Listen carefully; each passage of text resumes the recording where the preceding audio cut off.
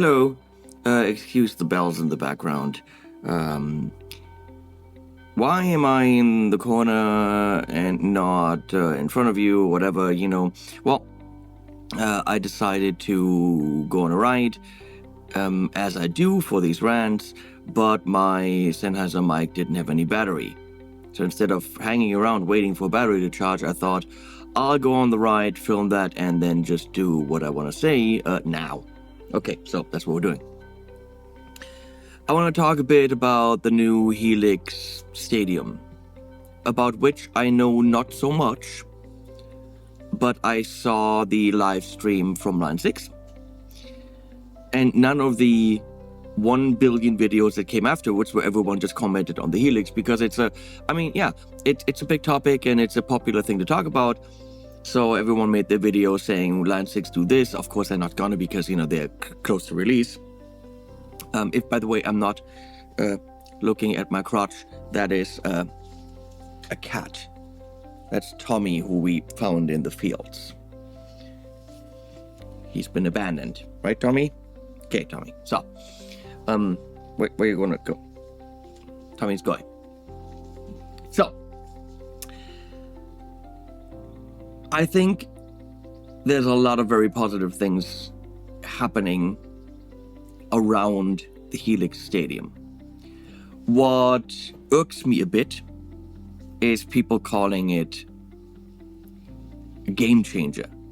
And I have used the word, and people are really pissed off of other people using the word game changer for gear. But you know what? Some gears are game changers. They are. So let's talk about this for a second.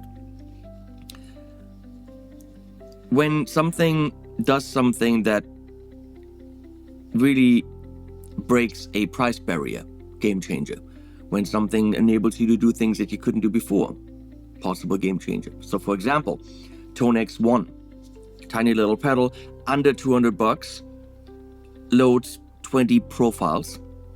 So amp profiling, cloning, now became a thing that people could do under $200, very mobile, on a power bank if you wanted to.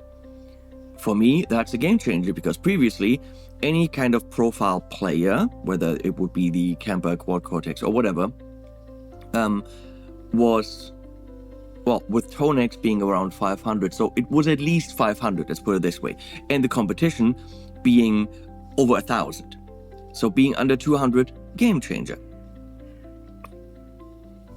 Nano Cortex, I think game changer, because it is small, mobile, can be powered by a power bank, and it can profile on the device itself, meaning you could plug in a mic, go to any kind of cab, wire it up in seconds, and within 3 minutes, take your shit, run away, and you've stolen, cloned, copied, profiled those sounds. So I think that is a game changer, because now you can do things that you couldn't do before. Yeah, that kind of stuff. That's what I, not necessarily original ideas, but breaking a price barrier. That's difficult. Breaking a price barrier, bringing something, more mobile, whatever. What Line 6 is doing with the Helix Stadium, I mean, it's in the name. It's not a new product. It's a development of a product. And I'm not in any way criticizing Line 6 here. We're going to get to that. Good shit. But what Line 6 primarily has done is stuff that was absolutely predictable and had to happen. It is a reaction to the market. So I've said for the longest time, obviously, I said this to my friends from Yamaha. I don't know anyone at Line 6 directly. Hit me up, let's talk, let's have coffee time. Let's, call me Line 6. They're good people. What they have done is reacted. I said for the longest time, obviously, they'd be complete, utter idiots if the new product didn't have a touchscreen, because that's just what you have to have, right? I've criticized that on, not on the original one because that was before that time, but on the fractal stuff and so on and so on. So if a modern product doesn't have a touchscreen, especially when there's a lot of editing and menu diving, it just doesn't make sense. So obviously they looked at the competition and they listened to, which is a big part of what I'm talking about here, to their customer base, which is huge and very vocal, and they gave it a big, beautiful, high-res touchscreen. Groundbreaking? No. I mean, Neural has it, Fender on the ToneMaster Pro has it, Vailton has it on their more low-budget stuff, Headrush has it. It's just what you do when you release a modeler in 2025. They added profiling. Not yet ready, as far as I understand, coming next year. And I'm a bit of like, why do you sell a product that's not quite yet ready? If profiling is part of what you're going to do, wait till you're ready and then hit the market with it. Because profiling is going to be, let's call it 50% of it. That is something that a lot of people will use, not because they need it. You know what? Modeling sounds totally fine. But it's a great way to capture your own gear and, of course, share, and collect all the amps that you're never going to play anyway. But obviously, they had to do that. It just had to happen because that's the market now. Tonex has 22,000 amp profiles. Who knows how much are on the Neural cloud and all that. It simply is where this technology is going. So they had to include it. These things are not, oh my God, I can't believe they did this. A touchscreen had to happen and the profiling had to happen. Now they announced their Agora, which is, because that's where they are, Agora Hills, which is cool, pay tribute to where you're from. The new modeling engine. Well, obviously, because after 10 years, you don't stick with the old engine. There's new processing power, there's new processors. You have more possibilities, right? This is all not game-changing. This is a natural, necessary, and predictable development of the Helix. Which is why it's not called the Saturn Pro. It's called the Helix Stadium. It is a development. So game changer, no. Now they have a stem separator, which is pretty awesome, right? They did look at Headrush, I would say, which has like a practice mode where you can speed up things and stuff like this, but then they just made it better. But also, where's it coming from? Where's the stem separator and the multi-track player that's now built into the Helix coming from? And that is really where Line 6, I think, does it better than anyone else. They listen to their fan base. They see how Helix was used in ways they could never predict, and then cater to that audience. So on the Helix group on Facebook, there are 46,000 people or something like that, which is amazing. I mean, you have market research in a way that's just crazy. 46,000 users of your product. Absolutely mind-blowing. And they're very active. And of course, like in any group, Helix is the best, and then you go in the Fractal group, and Fractal's the best, and you go in the Quad Cortex group, and Quad Cortex is the best. Look, I got all of them. They're all great devices, and one is better at something than the other is. User interface, nothing beats the Quad Cortex, right? In and out capability, nothing beats the Fractal. Helix is dated now, which is why there's a new one. However, I don't think anyone, including Line 6, could predict how long Helix would stay relevant. Because Line 6 did a very clever thing. They kept making it better. They kept updating it. They ran into processing issues when they added the pitch stuff, which is good, but the processor really was taxed too much. And then the new IR loading capability, it was always, I mean, it is technologically speaking a 10-year-old product, and you could only do so much with that processor. Now, I would hope that they're smart enough to see, you know what, we built a monster here, a monster that we could groom and grow with for 10 years. So the new monster should have processing power in ways that allows us to grow it another 10 years. So meaning whatever the stadium comes with in terms of algorithms and all that is really just taxing a small part of the processor. Eventide did that with the H90. The H90 has about equal processing power to the H9000, which is like $8,500. And when the H90 was released, even the most taxing algorithms actually only used 10% of its processing power, allowing Eventide to grow this with stuff they couldn't even predict yet. You know, really put very, very taxing algorithms in there and have a product that would live on for quite a while and can be upgraded and updated. So I would hope that Line 6 is doing that. Who knows? We'll see.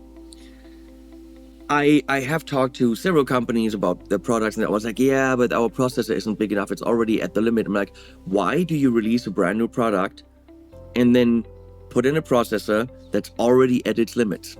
That makes no sense. You cannot grow that product. And I think the Helix and what Line 6 has achieved with a 10-year lifespan and continuing now is astounding. Everyone should look at that and say, we need to actually release our products with a big enough processor to be able to grow it in time. Getting back to the STEM thing that I saw, again, I have not really looked deeply into all the capabilities. It just shows me that they looked at people doing, you know, one-man shows, accompanying themselves, wanting to replace the guitars in a track and play over the track, just how people used it in unpredictable ways, and then made the new one to fit into all these niches of how people are using it. Great.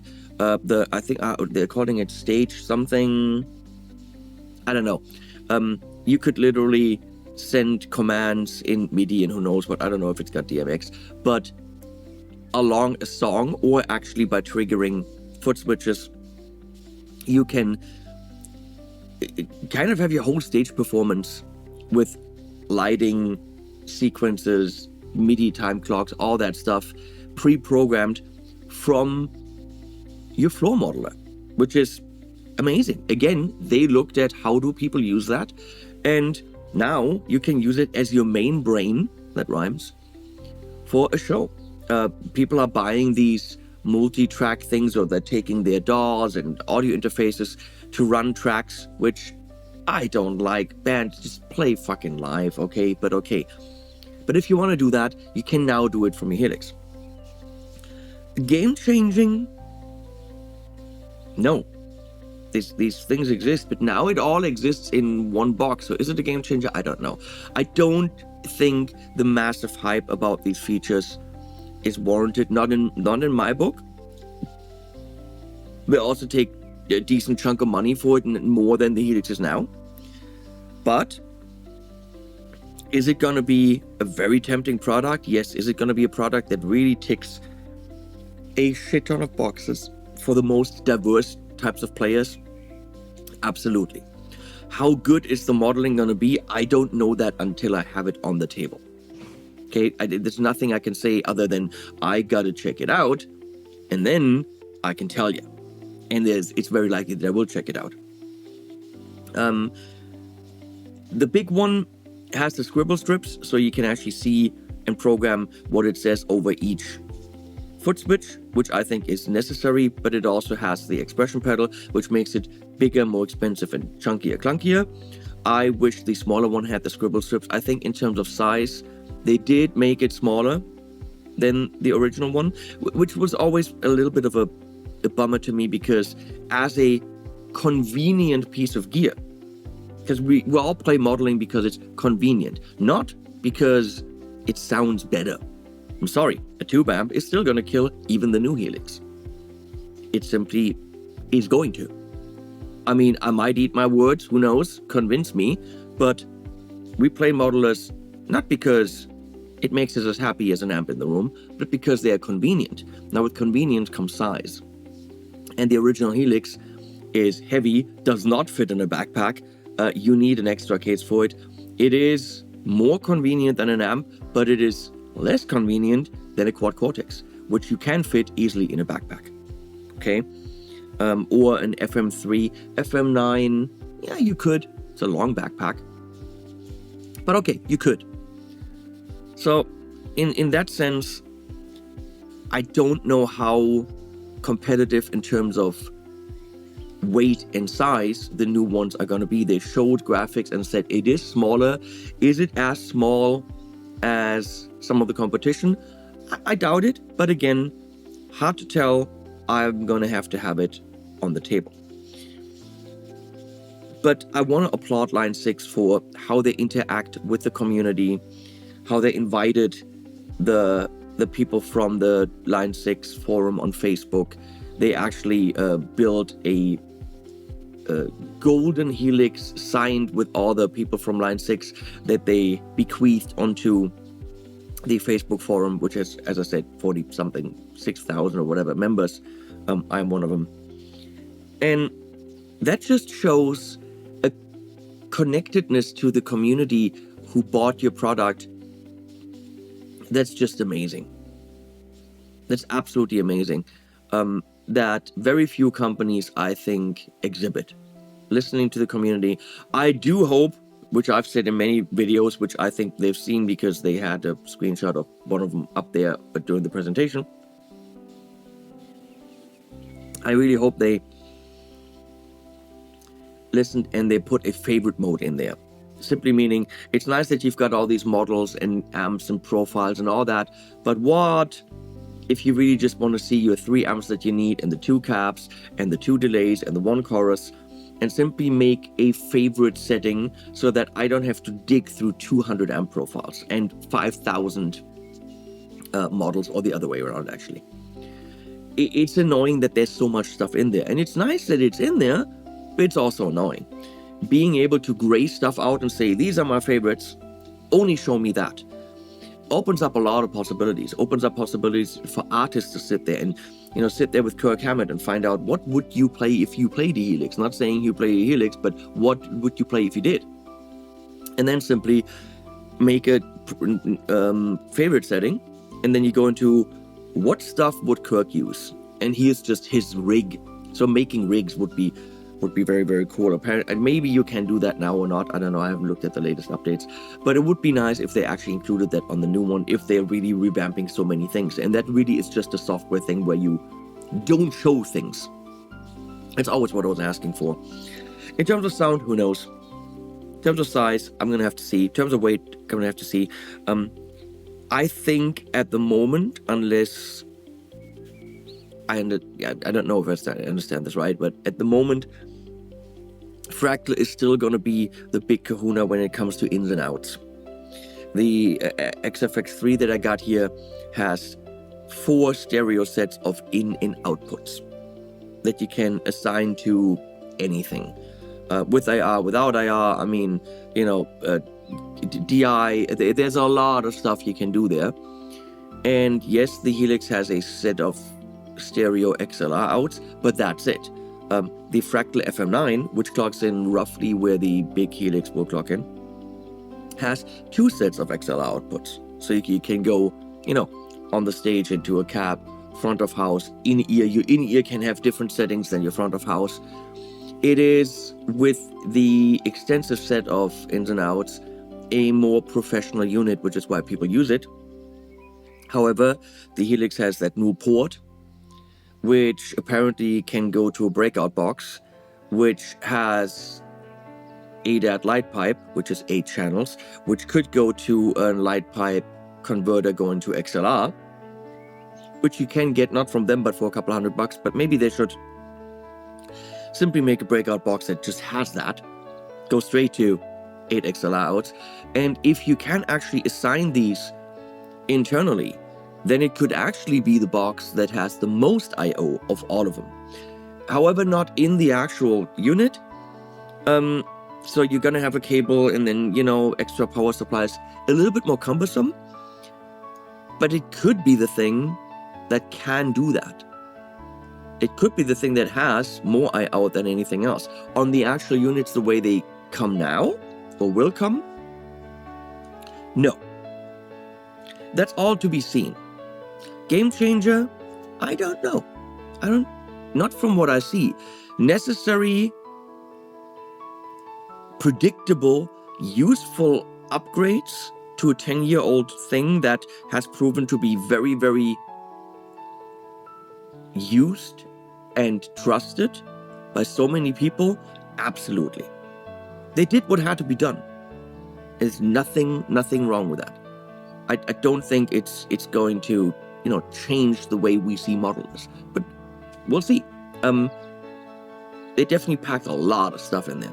And I don't even know how to review this. No idea. That would be a mammoth review or several, and who knows if they want to pay for that. We'll see. So, thanks for hanging out. That was my little rant about the Helix. Everyone's done one.